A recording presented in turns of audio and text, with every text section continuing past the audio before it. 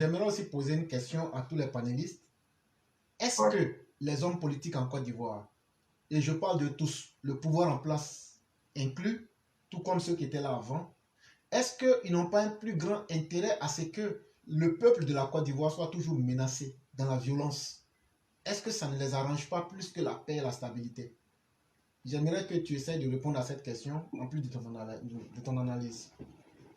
Bon, au regard de tout ce que nous voyons, quand on vient analyser, en tout cas selon ce que nous voyons, nous on va dire effectivement que ça les arrange. Parce que tant qu'ils peuvent faire les deals entre eux là-bas, et puis imposer ces deals-là aux populations, pour permettre aux populations de souffrir avec ces deals-là, hein, mais ils seront bien dans leur position de manipulation.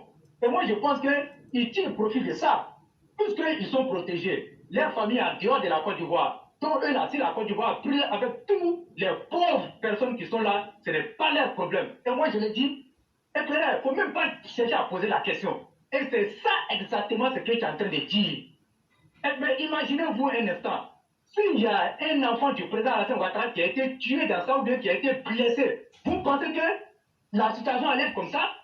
S'il y a le fils de Touré Mandou qui a été blessé dans ça, le fils de Gilbert Koudé Kapara qui est venu voler l'argent de l'ONESI là, s'il avait été blessé dans ça, Kanja Kamara, ces enfants qui sont aux États-Unis, s'ils étaient tués dans ça ou bien blessés dans ça, ou encore tous les ministres qui sont autour du président Alassane Ouattara, y compris les fidèles Sarasoro, moi je vais dire, s'ils avaient, leurs enfants avaient été touchés, ou encore les membres de leur famille avaient été tués, éclairés, on n'allait même pas être là sur cette plateforme-là pour réclamer la justice. Il y a longtemps, ils ont pris les bleus goûtés et tout les enfermés. Mais comme vous êtes des pauvres personnes, le roi du Perse est une pauvre personne. Toutes ces personnes-là qui sont là sans défense, vous êtes des pauvres personnes. Et le pouvoir s'en fout de vous. S'il vous plaît, allez-y, vous plaît. Vous êtes qui? Après, vous avez dit que c'est vous qui avez mis le président Alassane Ouattara au pouvoir. Oui, vous avez mis le pouvoir. Mais si vous avez mis le pouvoir là, le pouvoir que vous lui avez donné là, de protéger les victimes là et de rendre justice là, il n'a pas fait la justice. Donc, éclaireur, pour dire la question que tu as posée là, il ne faut plus poser la question éclaireur. Parce que ça, on n'a même pas besoin d'aller à l'école pour savoir que le pouvoir se plaît dans ça. Nos dirigeants se plaisent dans cette situation. Parce que leurs enfants, leurs familles sont garanties. Leurs familles, les enfants fréquentent dans les plus hautes universités. Mais plus tard que nous avons nargué sa fille, pendant qu'il était en train d'encourager le CNT là, sa fille est en train d'étudier et quand sa fille a eu son diplôme là, Mabri Toki s'est venu sur les réseaux sociaux pour fêter ça. Donc ça là, il y a des images qui parlent et il y a des situations qui parlent. Dieu nous parle à travers certaines actions, mais c'est nous on fait semblant, c'est nous on fait la sourde oreille, c'est nous on ne peut pas voir et comprendre les choses. Donc voilà ce qui se passe en Côte d'Ivoire. Parce que en nous montrant que Bleu Goudé, sa vie est supérieure que la nôtre, mais ça veut tout dire. Ça veut tout dire. Et moi, j'insiste là-dessus. Yann a posé la question de savoir est-ce qu'on ne peut pas faire une justice populaire. Cher frère Yann, Sundiata en a répondu un peu à cette question. Mais moi, je l'ai toujours dit. Lorsque Bleu Goudé est arrivé et qu'il y a eu des communications pour empêcher l'arrivée de Bleu Goudé, pour empêcher qu'il tienne son meeting, moi, j'étais peut-être la seule personne sur la plateforme ici qui s'était opposée. Et moi, je le faisais en connaissance de cause. Et j'ai dit que moi, je n'accepterai plus que de non-militants, de quelque raison que ce soit, puissent sortir pour aller se faire tuer.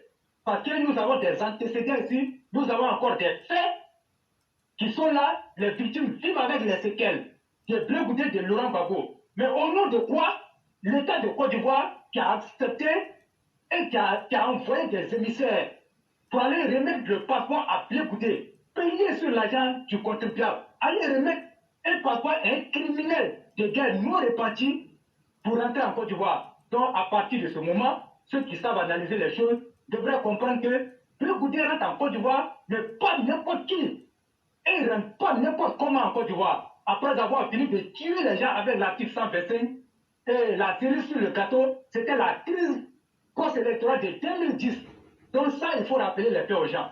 Donc, quand on voit comment on appelle, ce phénomène, le Goudé qui rentre en Côte d'Ivoire, un accueil très chaleureux, qu'on le dit, Et on vient, on sécurise le lieu de son meeting.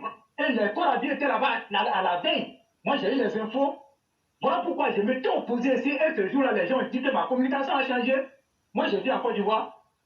Celui qui vit en Côte d'Ivoire, là, qui a vu toutes les choses, ne peut pas dire que la communication du pouvoir du printemps a changé. Quand on vit là, c'est pour payer un mouton. On ne vit pas pour un mouton. Mais nous, on a eu trop de paix. Les gens, les jeunes ont donné de leur temps. Après l'enseigne qu'aujourd'hui, les jeunes là sont laissés pour compte et c'était des jeunes sacrifiés pour la cause. Mais ils ne peuvent plus jamais rattraper le retard qu'ils ont accumulé. Mais pourquoi on va perdurer dans cette situation? Mais quand tu perdures toujours dans la même situation, mais tu deviens un clown. Et j'ai dit, il ne faut pas qu'un jeune va sortir là-bas. Et les informations qui sortaient, celui qu'ils allaient attraper dans ça, ils allaient l'envoyer en prison. Et personne n'allait aller plaider son cas. Parce que le pouvoir a voulu que ça soit ainsi. Donc nous, on est là, on les regarde. Mais je ne vais plus jamais lancer un appel. Et moi, je dis à Éclaireur, si quelqu'un vient sur la plateforme, qui va lancer un appel pour dire, d'aller empêcher un meeting de Blé Goudé Éclaireur, je ne vais plus intervenir sur la plateforme. Parce qu'on va envoyer les gens à l'abattoir. On va les envoyer, ils vont les prendre, ils vont les mettre en prison. Et après, ils vont dire que c'est Éclaireur qui a lancé l'appel pour dire que de venir, comment on appelle, empêcher le meeting. Ou encore, des gens sont venus ici. Si quelqu'un vient ici et tu commences là, moi je vais dire à Éclaireur d'arrêter la personne. Ici, on ne va pas faire la promotion, on ne va pas faire le travail du gouvernement, on ne va pas faire le travail de la justice. Ça, il faut que ça soit clair. Il faut que ça soit clair. Soundiata a dit, les réunions qui se tiennent dans les cités universitaires, Dieu seul sait le contenu de ces réunions. Nous, on n'est pas prophète pour savoir ce qui s'est passé. Mais quand on voit déjà le passé de l'homme, le passé de la fessie, qui dit fessie, dit violence. Parce que la fessie va de pair avec la violence, la fessie rime avec violence. Nous, on sait. Il a raconté, comment on appelle, les anciens fessistes.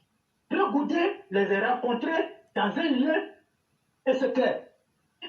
Tu es sincère, qu'est-ce qu'ils se sont dit? Mais ce n'est pas pour aller dire des choses, pour venir, comme on le dit, essayer de réconcilier la Côte d'Ivoire. Non, ce n'est pas leur objectif. C'est de monter un plan commun, comment faire pour engager la population. Et ça, personne ne nous dira le contraire. On connaît cette machine à tuer. Et cette machine-là est plus mauvaise que même Wagner. Et comment on appelle des djihadistes. Et c'est comme ça, il faut le dire. La FESI, c'est l'organe djihadiste de la Côte d'Ivoire. Comme Alain Sinclair, qui est aujourd'hui le secrétaire général de la FESI. Il est toujours en contact avec Blé Goudé, mais la FESI, là, on connaît. Si on enlève la part de la FESI dans nos crises, là, mais il n'y aura plus de crise. Et ça, il faut le dire aux gens. Mais vous permettez encore un criminel de guerre, qui est le concepteur même, et comme on appelle, l'instigateur de l'article 125. Mais à quoi joue-t-on? Qu'est-ce que le pouvoir fait à la paix avec les Ivoiriens? Qu'est-ce que le pouvoir pense avec les Ivoiriens? Nous, on a besoin d'explications.